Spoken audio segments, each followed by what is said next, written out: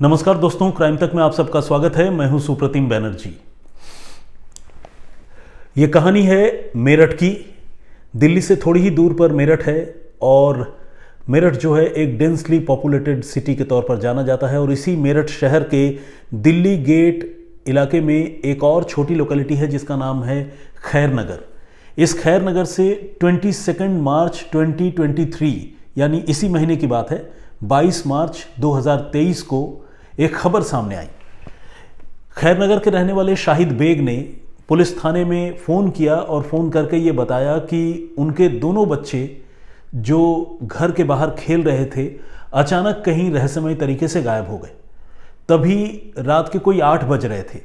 Shahid bag ने जब police को ये कॉल की तो पुलिस वाले भी चौंक गए और बिल्कुल अलर्ट मोड पर आ गए, क्योंकि 2 बच्चों की गुमशुदगी का मामला था और दोनों बच्चे अगर घर के बाहर खेलते हुए गायब हो जाएं तो फिर पुलिस का भी परेशान होना लाजमी था। पुलिस को लगा कि मामला किडनैपिंग का है।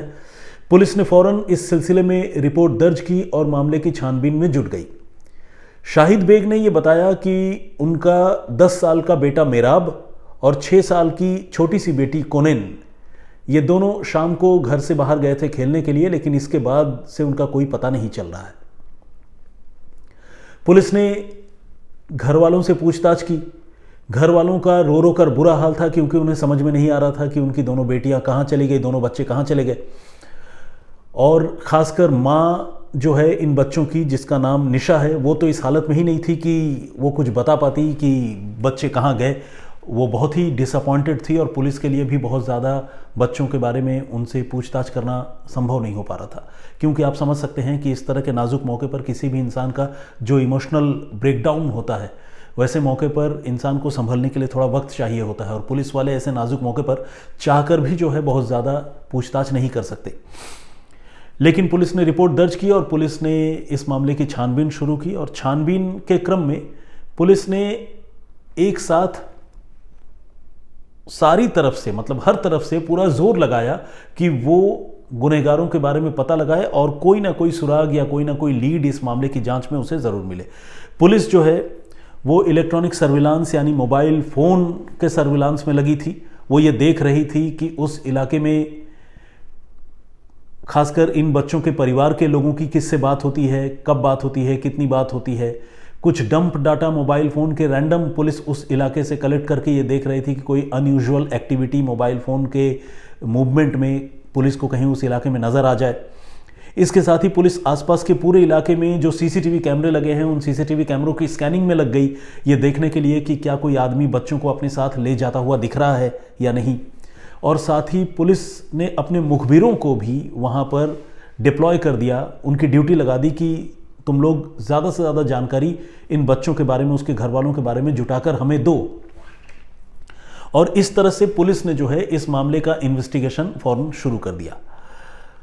इसी बीच छानबीन में पुलिस ने जब मोबाइल फ़ोन की सीडीआर निकाली तो पुलिस ने यह नोटिस किया कि इन बच्चों की जो माँ है निशा की अपने पति के अलावा एक और शख्स से लगातार बातचीत होती है और खूब बातचीत होती है। इस आदमी की पहचान उसके मोबाइल नंबर के ज़रिए पुलिस को पता चली। इसका नाम है सऊद फैज़ी और ये सऊद फैज़ी उस इलाके का पूर्व पार्षद है, मतलब फॉर्मर काउंसलर।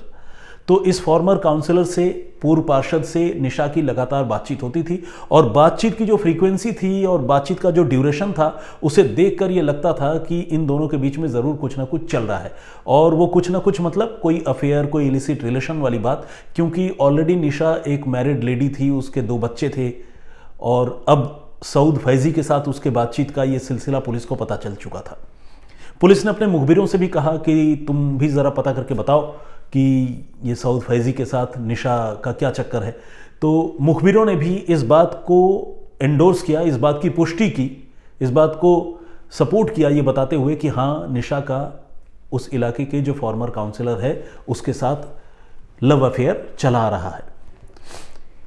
ये पुलिस के लिए एक नई जानकारी थी। हालांकि सच तो यह है कि इस लव अफेयर से बच्चों की गुमशुदगी का सीधे तौर पर कोई वास्ता या लेना देना नहीं बनता है, क्योंकि लव अफेयर से अगर किसी को सबसे ज़्यादा दिक्कत होती तो वो खुद निशा के पति को होती, शाहिद बेग को होती। लेकिन यहाँ शाहिद बेग का बाल भी बांका नहीं हुआ था, उसे कोई नुकसान नहीं हुआ था, बल्कि शाहिद बेग खुद ही रिपोर्ट लिखवा रहा था ये बताते हुए कि उसके दोनों बच्चे गायब हो गए हैं।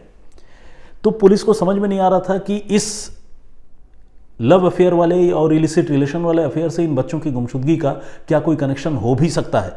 पुलिस इस पॉइंट ऑफ व्यू को, इस थ्योरी को एक्सप्लोर कर रही थी, उसके बारे में ज़्यादा से ज़्यादा जानकारी जुटा रही थी। इस बीच पुलिस को निशा के बारे में एक और जानकारी मिली। पुलिस को यह भी पता चला कि ये जो महिला है निशा, वो काला जादू करती है, ब्लैक मैजिक। और वो न सिर्फ काला जादू और ब्लैक मैजिक में बहुत ज़्यादा मुब्तला है, बहुत ज़्यादा शामिल है, और वो जो है ताबीज़ वगैरह बनाकर, गंडे ताबीज़ जिसे हम कहते हैं, वो बनाकर लोगों को दिया करती है उनके वेलबींग के लिए। और तमाम तरह के टोने टोटके, ये सारी चीज़ें उसके रोज़ की दिनचर्या का हिस्सा है। पुलिस को जब ये बात पता चली तो पुलिस ने निशा के ऊपर थोड़ा सा और फोकस किया, क्योंकि एक तो इलिसिट अफेयर में होना और दूसरा ब्लैक मैजिक यानी काला जादू में इन्वॉल्व होना, ये सारी चीज़ें जो है वो कहीं ना कहीं क्राइम को अट्रैक्ट करती हैं। हमने पहले भी बेशुमार ऐसे मामले देखे हैं, आप लोगों ने भी क्राइम तक का, चूंकि आप लोग रेगुलर लिसनर हैं, दर्शक हैं, आप लोगों ने भी ये नोटिस किया होगा कि ब्लैक मैजिक की वजह से और इलिसिट लव अफेयर की वजह से बहुत सारी इस तरह की घटनाएं होती हैं जिसमें लोगों की जान ले ली जाती है या उन्हें अगवा कर लिया जाता है या उन्हें नुकसान पहुंचाया जाता है। तो पुलिस को लगने लगा कि कहीं ऐसा तो नहीं कि इस ब्लैक मैजिक का और इस अफेयर का इन बच्चों की गुमशुदगी से वास्ता हो। अब बच्चों की गुमशुदगी के पीछे जो है दो कहानियां, प्रोबेबल थ्योरीज जो है इस मामले में जुड़ चुकी थी। पुलिस ने इन दोनों मामलों के बारे में और जानकारी जुटाई, और जब और जानकारी जुटाई तो पुलिस को कुछ और एविडेंस हाथ लगे। पुलिस ने यह देखा एक सीसीटीवी फुटेज में, उसी खैर नगर इलाके में रात के अंधेरे में कुछ लोग एक वैगन आर कार में दो बड़े बड़े संदूक जो हैं वो लोड कर रहे हैं। और ये अपने आप में एक, जिसे कहते हैं कि चौंकाने वाली तस्वीर थी, जिसमें एक वैगन आर कार में मिडनाइट को कुछ लोग दो बड़े बड़े संदूक लोड करके कहीं ले जा रहे थे। इत्तेफाक से जो बच्चे गायब हुए थे उनकी तादाद भी दो थी, यहाँ संदूक भी दो थे, तो कहीं इन संदूकों का भी उन बच्चों से कोई वास्ता तो नहीं था। तो ये सारी चीज़ें बिट्स एंड पीसेस में, जिसे कहते हैं कि अलग अलग हिस्सों में, अलग अलग टुकड़ों में पुलिस को ये सारे इनपुट मिल रहे थे, लेकिन पुलिस को पूरी कहानी समझ में नहीं आ रही थी। अब पुलिस को जब इतनी सारी जानकारियां मिल गई तो इसके बाद पुलिस ने फौरन उन लोगों को इंटरसेप्ट किया जो लोग वो संदूक जो है वो वैगन आर कार के अंदर रख रहे थे। और जब उनसे पुलिस ने पूछताछ की तो वो सक पका गए, और सक पकाने के साथ ही उन्होंने ये कबूल कर लिया कि निशा और शाहिद के जो दो बच्चे हैं, 10 साल का बेटा मेराब और 6 साल की बेटी कोनेन, वो दोनों अब इस दुनिया में नहीं हैं और उनका कत्ल किया जा चुका है। ये कहानी सुनकर और ये खुलासा सुनकर पुलिस वाले भी चौंक गए। उन्हें उम्मीद नहीं थी कि बच्चों की इतनी जल्दी हत्या हो जाएगी, कोई उनकी जान ले लेगा, क्योंकि तफ्तीश को शुरू हुए अभी कुछ ही घंटे गुजरे थे। पुलिस ने पूछा कि भाई क्यों हुई हत्या, किसने की हत्या, तुम लोगों का इसमें क्या रोल है, तुमने क्यों हत्या की? तो उन्होंने ये बताया कि वो डायरेक्टली इस मर्डर में इन्वॉल्व नहीं है, बल्कि उन्हें इस केस में हाथ बटाने के लिए, बच्चों की हत्या में मदद करने के लिए मजबूर किया गया है। और ये मजबूर करने वाला कोई और नहीं बल्कि उन दो बच्चों की मां निशा ही है, जिन्होंने खुद अपने दोनों बच्चों की हत्याएं की है। पुलिस हैरान रह गई कि दोनों बच्चों की हत्या भला उनकी मां क्यों करेगी। अगर उसकी मां को इस अपने इलिसिट रिलेशन वाले मसले पर कोई दिक्कत होती तो वो अपने पति की हत्या कराती। अब पुलिस ने निशा को फौरन धर दबोचा और उससे सख्ती से पूछताछ की, और उसने जो कहानी बताई उसके मुताबिक निशा को ये लगता था कि अगर वो किसी अपने की कुर्बानी दे तो काले जादू के फील्ड में वो जो काम कर रही है, काले जादू और काले इल्म की वो जो महारत हासिल करना चाहती है, उसमें उसको और तरक्की मिलेगी, उसमें उसको और ऊंचाइयां हासिल होंगी। इसके लिए उसे बड़ी कुर्बानी देनी होगी, और बड़ी कुर्बानी मतलब वो किसी अपने आदमी की जान जो है ले या अपने आदमी को मार डाले। जब ये बात निशा को जाहिर है या तो उसके किसी बड़े जिसे कहते हैं कि उस्ताद ने बताई हो या फिर उसे ख्वाबों में आया हो, जो भी हुआ हो, उसे जब ये पता चल गया कि अपने लोगों की कुर्बानी देने पर उसकी ताकत और बढ़ेगी, तो फिर उसने तय किया कि वो अपने दोनों बच्चों की हत्या कर देगी। और इसके बाद उसने इसमें अपने आशिक पूर्व पार्षद सऊद फैज़ी की मदद ली। नशे का इंजेक्शन जो है सऊद फैज़ी से निशा ने मंगवाया और इंजेक्शन जो है अपने दोनों बच्चों को उसी रात को, जिस रात ये गायब हुए 22 मार्च 2023 शाम को, बल्कि अपने दोनों बच्चों को लगा दिया। और दोनों बच्चों को नशे का इंजेक्शन जैसे ही लगाया, दोनों बच्चे बेहोश हो गए। तब तक जो है शाहिद बेग घर में नहीं था और निशा ने दोनों बच्चों को बेहोश करने के बाद अपने मोहल्ले के कुछ लोगों को इस कत्ल में अपना साथ देने के लिए उसने राज़ी किया था। उनको अपने घर बुलाया और इनमें से जो बेटी है 6 साल की कोनेन, उसकी तो हत्या खैर उसने खुद अपने ही घर में अपने आंखों के सामने अपने पड़ोसी की मदद से करवा दी। बेहोशी की हालत में ही उसकी सांस रोककर, उसका गला घोंटकर उसकी हत्या कर दी और फिर उसकी लाश जो है एक चादर में लपेटकर पड़ोसी के घर भिजवा दी। और जो अपना बेटा है मेराब, उसको जिंदा ही बेहोशी की हालत में चादर में लपेटकर पड़ोसी के घर भेजा और पड़ोसियों ने फिर उस बच्चे की वहाँ अपने घर में हत्या की। और हत्या करने के बाद 2 बड़े बड़े संदूकों में दोनों बच्चों की लाशें भरी और रात को चुपके से वो लाशें इन लोगों ने ले जाकर ठिकाने लगा दी। इस बीच इन बच्चों के पिता जब घर लौटे तो उन्होंने बच्चों को नहीं देखकर पूछा, लेकिन उसकी माँ निशा ने अपने पति को झूठ बोला कि पता नहीं बच्चे बाहर खेल रहे थे, वहीं से कहीं गायब हो गए। उसके बाद बच्चे के पिता ने पुलिस में रिपोर्ट लिखवाई और इस मामले की पुलिस ने जांच शुरू की। इस बीच जब पुलिस ने छानबीन शुरू की तो पुलिस ने मौका वारदात से जो है वो सिरिंज यानी वो सुइयां भी बरामद कर ली जिनका इस्तेमाल कर नशे का डोज इन दोनों बच्चों को मारने से पहले दिया गया था। और इस तरह पुलिस ने जो तमाम मुलजिम थे उन मुलजिमों को गिरफ्तार किया, उनका कन्फेशनल स्टेटमेंट रिकॉर्ड किया। सीसीटीवी की वो तस्वीरें जो वैगनार कार में संदूक में भरकर लाश ले जाने वाली थी, वो तस्वीरें उन्होंने कैद रिकवर की, अपने पास रखी।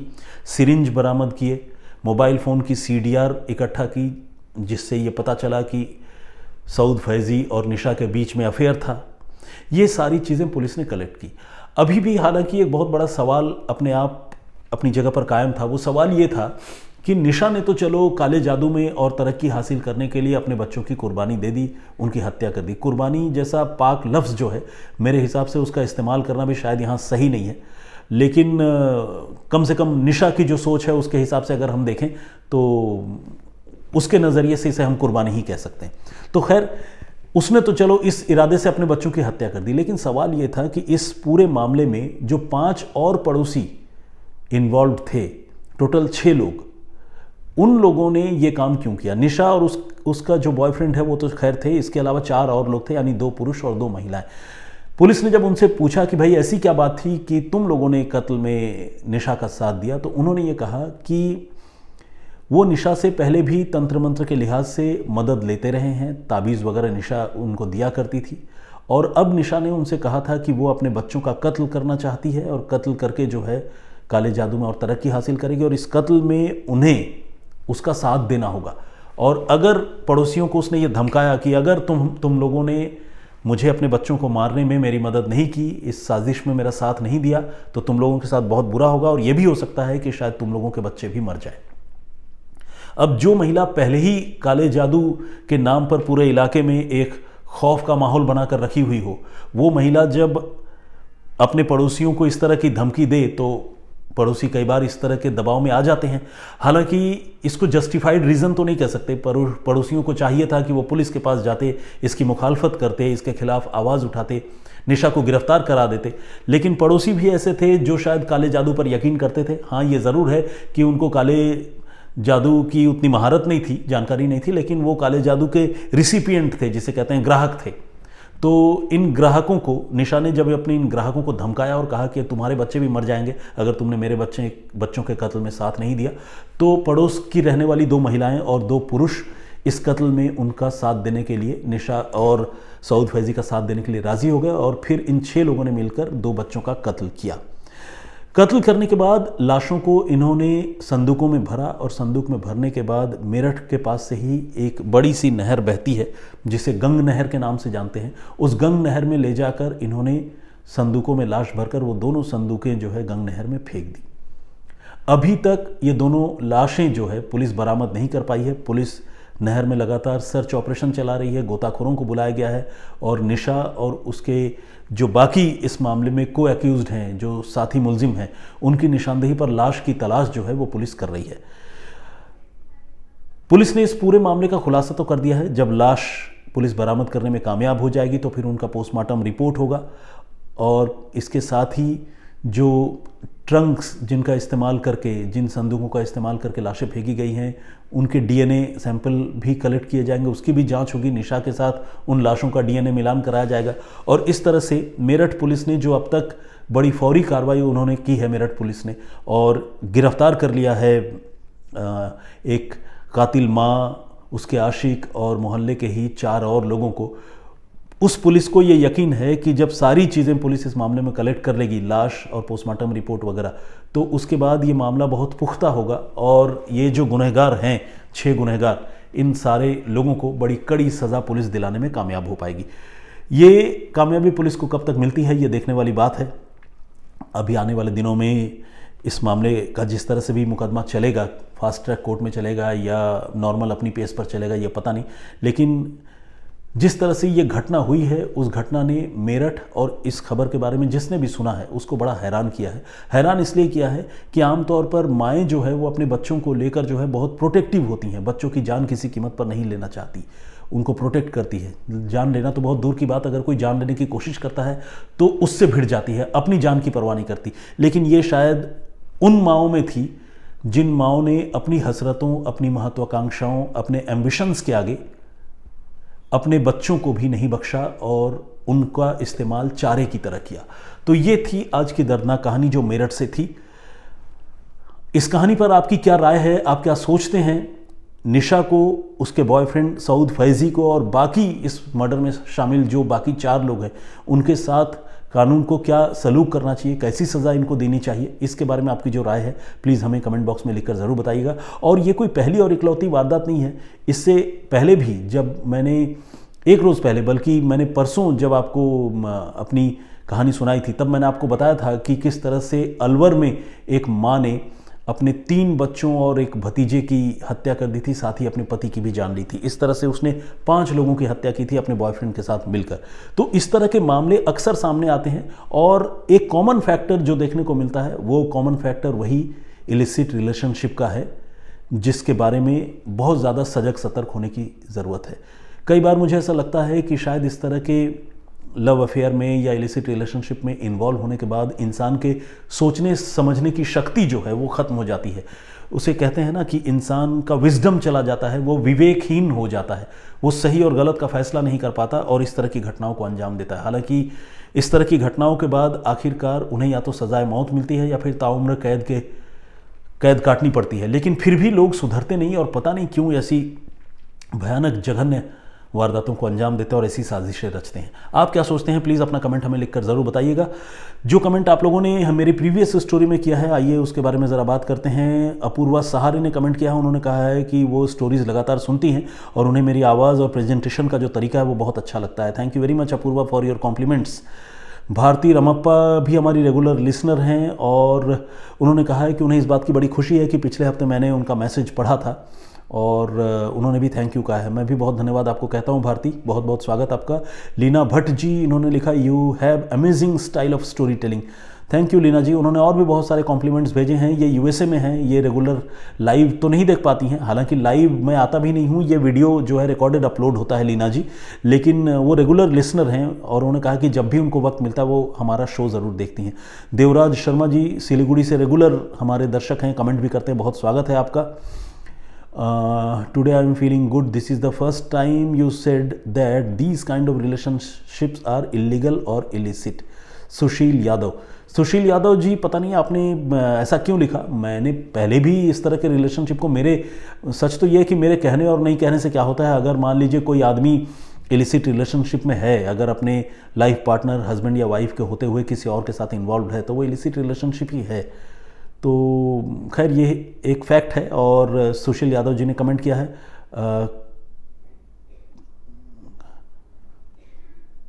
एक आईडी है जो मैं नाम तो नहीं पढ़ पा रहा हूँ, लेकिन क्योंकि बहुत लंबी सी आईडी बनी हुई है और ओके, और इन्होंने कुछ ऐसी बातें भी लिखी हैं जो बात शायद यहाँ सोशल मीडिया में आप लोगों के सामने उसका जिक्र करना सही नहीं होगा। अनीता नायर जी का कमेंट आया है, sir when you mention date and year please say it in English as well. बहुत सारे दर्शकों ने इस बात के लिए कहा था, तो आज मुझे ये बात याद थी, इसलिए मैंने आज स्पेसिफिकली जो है मेंशन किया है डेट को इंग्लिश में। आई होप कि this will suffice your need, your request. Balakrishna ji का भी कमेंट आया है, देश के कानून सही नहीं है, उसको तो फांसी होनी चाहिए, उन्होंने लिखा है प्रीवियस स्टोरी पर कमेंट करते हुए। करण बागबहारा जी का भी कमेंट आया, उन्होंने लिखा है कि सुप्रतिम सर आपका जो मिक्सिंग लैंग्वेज है वो दिल को छू लेता है और आप जो स्टोरी बताते हैं उससे न कि सीख मिलती है बल्कि आप अपने भारत के गाँव गलियों तक जाने का मौका मिलता है। मैंने 3 महीने के अंदर आपको और ताहिर सर को सुन डाला और किस ज़िले में कौन सा कस्बा है ये जान चुका हूँ। बिल्कुल, हम तो कोशिश करते हैं कि देश दुनिया की तमाम अपराध की कहानियाँ आप लोगों के लिए लेकर आए जो थोड़ी हैरान करने वाली और चौंकाने वाली हो। थैंक यू वेरी मच, आप इतनी शिद्दत से हमारी कहानियाँ सुनते हैं। प्रदीप भाम्बू जी रेगुलर कमेंट करते हैं, बहुत स्वागत है आपका। राधा रवि शुक्ला जी का भी कमेंट आया है। दीपक रॉय जी ने अपनी बात रखी है। प्रिया सलाम जी ने भी अपनी बात रखी है, बहुत बहुत स्वागत आपका। कुमार ऑफसेट प्रिंटिंग प्रेस के नाम से है, इन्होंने लिखा है, ये अरुण गुप्ता है बेसिकली, रुद्रपुर उत्तराखंड से, इन्होंने लिखा है जो भगवान से नहीं डरते हैं वही जुर्म करते हैं। ठीक है, बात सही है आपकी। अली मारान जी ने भी कमेंट किया है, बहुत बहुत स्वागत है। उन्होंने कहा है कि आपने मेरा कमेंट नहीं पढ़ा, मैं बिग फैन हूँ। Ali Imran, I am sorry, Ali Maran नहीं, अली इमरान। अली इमरान के बाद आई चूँकि स्मॉल लेटर में लिखा हुआ था ऊपर आईडी में, इसीलिए वो मैं ठीक से डिस्टिंग्विश नहीं कर पाया, पढ़ नहीं पाया, लेकिन इन्होंने बताया है कि वो बेसिकली पाकिस्तान से हैं और इंग्लैंड में रहते हैं और हमारी कहानियाँ रेगुलर सुनते हैं, उन्हें ये पसंद आती है। Thank you very much Imran साहब, बहुत बहुत स्वागत आपका। आरवी सिंह जी ने भी अपनी बात रखी है। साजिद मिर्ज़ा साहब हैं, इन्होंने दुआएं दी हैं। प्रवीण के और रचना सिंह, गुरप्रीत सिंह जी भी हैं, ये लुधियाना पंजाब से हैं और इन्होंने जय हिंद लिखा। बहुत धन्यवाद आप सारे लोगों का कमेंट करने के लिए। सिर्फ इतने ही नहीं, बहुत सारे लोगों ने कमेंट किया है, लेकिन सारे लोगों के कमेंट एट वन गो पढ़ तो नहीं सकता, आप सारे लोग जानते हैं, लेकिन मैं सारे कमेंट्स जो है पर्सनली पढ़ता हूँ और उसमें मेरे लिए जो मैसेज होता है उसको मैं इम्प्लीमेंट करने की कोशिश करता हूँ। तो प्लीज़ आप लोग यूँ ही कमेंट करते रहिए, अपनी राय देते रहिए, हौसला बढ़ाते रहिए और जो भी सजेशन हो प्लीज़ वो भी लिखते रहिए। और फिलहाल मुझे इजाज़त दीजिए, अपना बहुत ख्याल रखिए, सुरक्षित रहिए। मैं फिर हाजिर होऊंगा किसी और कहानी, किसी और वाक़े के साथ। तब तक के लिए जय हिंद, जय भारत।